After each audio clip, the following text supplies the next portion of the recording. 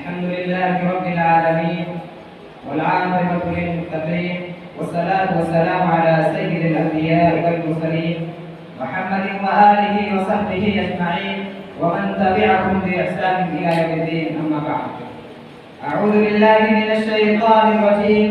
بسم الله الرحمن الرحيم. يا أيها الناس إنا خلقناكم من ذكر وأنثى وجعلناكم شعوبا وقبائل لتعارفوا إن أكرمكم عند الله أتقاكم. وقال تعالى في موضع آخر: وتعاونوا على البر والتقوى ولا تعاونوا على الإثم والعدوان.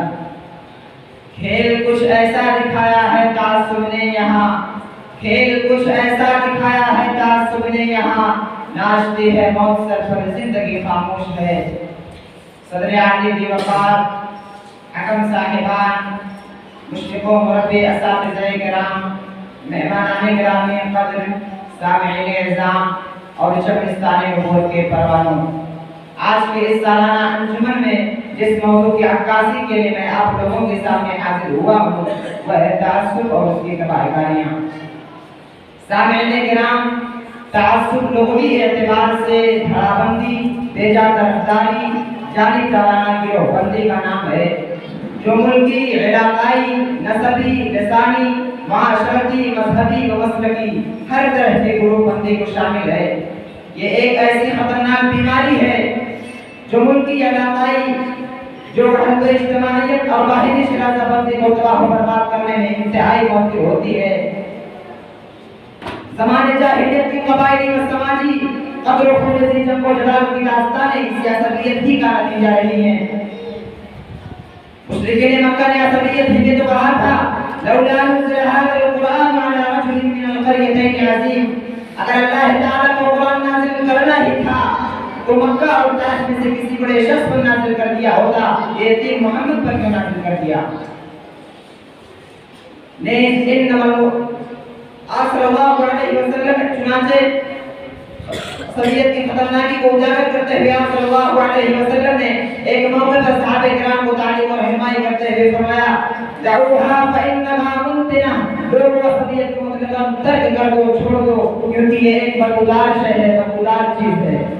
اسی طرح آپ صلی اللہ علیہ وسلم نے متعصب کو آگاہ کرتے ہوئے فرمایا: ليس منا من دعا إلى عصبية وليس منا من قاتل على عصبية.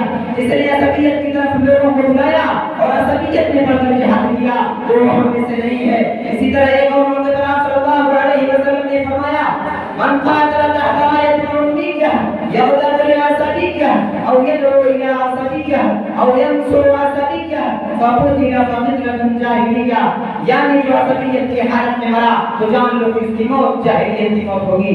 سامعین کرام، تاریخ نے اسی پر بس نہیں کیا بلکہ عصبیت کے عملے انہوں نے کچھ یوں بیان کیے کہ وہ عصبیت ہی تو تھی جس کے ذریعے عبداللہ نے مسلمانوں کی اجتماعیت نے معافت کو رواج دیا. وہ عصبیت کی آگ ہی تو تھی جس نے نبی اکرم صلی اللہ علیہ وسلم کے خلاف مدینہ میں ایک بڑا محاصرہ کر دیا. وہ یہودیوں کی عصبیت ہی تو تھی جنہوں نے نبی اکرم صلی اللہ علیہ وسلم کو قتل کرنے کی ایک منظم سازش رچی. یہ وہ یہودیہ کی عصبیت نہیں تو کیا تھی کہ جس نے کھانے میں زہر دے کر نبی اکرم صلی اللہ علیہ وسلم کو قتل کرنا چاہا. قبائلی اور خاندانی عصبیت ہی تو تھی کہ ذرا سا اختلاف پر یا الانصار یا المہاجرین کی آوازیں بلند ہونے لگی. مذہبی عصبیت نہیں تو کیا ہے کہ عثمانیوں کے دور حکومت نے خانہ کعبہ میں 4 مسلح قائم کر دیے گئے. سامعین کرام، تاریخ شاہد ہے کہ تمام اسلامی حکومتوں کا زوال اور ان کی بربادی کا محرک نتیجہ عصبیت سے رہی ہے. خلفائے بنو امیہ کی لاشوں اور ان کے قبروں کے ساتھ وہ عباسیہ بھی پاکستانی کو کون نہیں جانتا. عمرہ و خلفاء کی عصبیت کو ابو ہریرہ ابن شہاب الزہری کے ساتھ کون نہیں جانتا. نبی کے جانے سارے صحابہ خباب، عثمان، بلال، سمیہ، عمار اور یاسر کو سزا دینے پر دشمنان اسلام مشرکین مکہ کو ایک چیز سے مبارک تھا. سامعین کرام، تعصب کا پھول جب سر پر سوار ہوتا ہے تو ولا اور برا کا غلط مفہوم نکال کر اہل بیت سے محبت کا اظہار اور دیگر صحابہ کرام سے برات کا اظہار کیا جاتا ہے. معاویہ رضی اللہ عنہ نے دین کو ماننے کی جاتی ہے جب مسلکی عصبیت سر پر سوار ہوتی ہے تو ابو ہریرہ رضی اللہ تعالیٰ عنہ کو غیر فقیہ اور عائشہ رضی اللہ تعالیٰ عنہ کو نعوذ باللہ زانیہ کہا جاتا ہے. جب تعصب کا عروج ہوتا ہے تو تعصب ابن حنبل رحمہ اللہ تجاروں کے حوالے اور ابن تیمیہ رحمہ اللہ کے انتخاب پڑے ہوتے ہیں.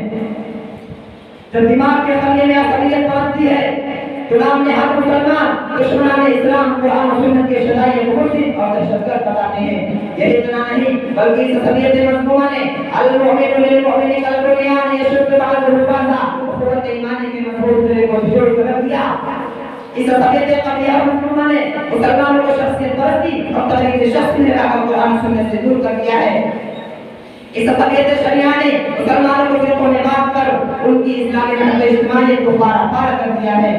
شیشے دلوں کے گردے تعصب سے ہٹ گئے، شیشے دلوں کے گردے تعصب سے ہٹ گئے، روشن دماغ لوگ بھی فرقوں میں بٹ گئے. سامعین کرام، تعصب ایک ایسی خطرناک بیماری ہے جو خاندان، قبیلہ، جماعت، گروہ، معاشرہ اور افراد کے رہو میں دوڑنے والی اطاعت و قربانی کے جذبے کو دیمک کی طرح چاٹ کر ختم کر دیتی ہے اور اسے قرآن و سنت سے کو دور کر دیتی ہے اور عصبیت جس میں گھر کر جاتی ہے اسے ولا یجرمنکم شنآن قوم علی الا تعدلوا اعدلوا عدل و انصاف کی صریح مخالفت کرنے پر ابھارتی ہے. نیز انما المؤمنون اخوہ مسلمانوں کی اخوت ایمانی کے رشتے کو کاٹ کر دیتی ہے.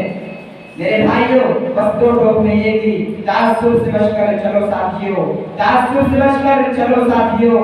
آگے ہے، آگے سے بات چل جائے گا. اب پھر میرا تعالیٰ سے دعا ہے کہ اللہ تعالیٰ ہم تمام مسلمانوں کو قرآن حدیث پر عمل کرنے اور تعصب جیسی خطرناک بیماری سے دور رہنے کی توفیق عطا فرمائے. آمین. وآخر دعوانا الحمد للہ رب العالمین. السلام علیکم ورحمۃ اللہ وبرکاتہ.